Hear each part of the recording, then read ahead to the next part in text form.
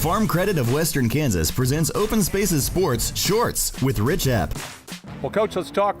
First of all, I want to say you're the odd man out last year on the playoffs. I mean, honestly, I'm not sure in your division and classification last year, you might have been the best team left out in that playoff system. I mean, it's just the way the ball bounces, I guess, a little bit, but yep. St. Francis, Hoxie, and you, any one of you could have been there. Oh, absolutely. Any one of us could have been in that situation, and we unfortunately were that way. And you know, at the end of last year, I told the kids, I said, that happened to me when I was in high school, and we were back in 3-team districts. So, you know, I guess I'm just lucky. Hell, I don't know, Rich. Well, let's talk about the upcoming season. What do your numbers look like, and then where's the leadership going to come from? We're looking at 19 kids, less than we've had last couple years. I'm looking for a lot of leadership out of some of my sophomores. Cyrus Green is a returning starter for us. He started last year as a freshman for us at linebacker, and then got quite a bit of playing time in the backfield. Travis Quaddle is going to be the new signal caller for us at quarterback, and I expect a lot from him. You know, we went to camp this summer, and you know, I saw some growth there, and that's what's going to be exciting for us, is to watch the growth from the time we went to camp to the end of the season, and how much our kids mature and how much they learn the game of football. You know, as you look down the road and look at that schedule, the district's going to be pretty much the same. So here you are again, right? Yep, absolutely. You know, and it does favor 4 teams now instead of just 2.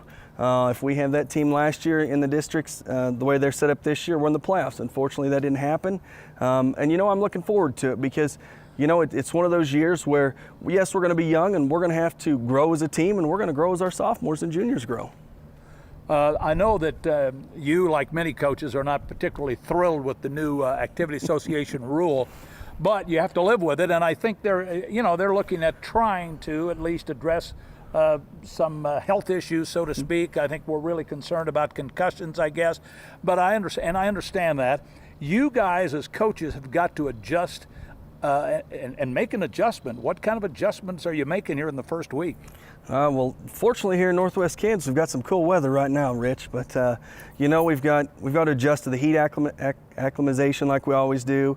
You know, we've always got to adapt to the way they do things. I was telling my wife the other day, this is my 18th year doing this in some form or fashion, and to watch the rules change over that many years has been quite a bit.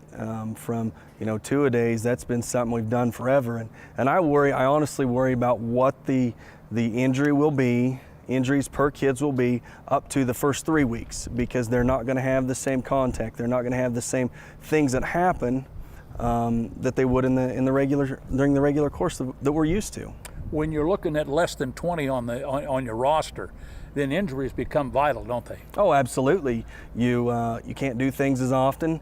You know, we were talking about our practice schedule this week, and how more kids are going to have to do more things than we've had to do in the past because of our numbers.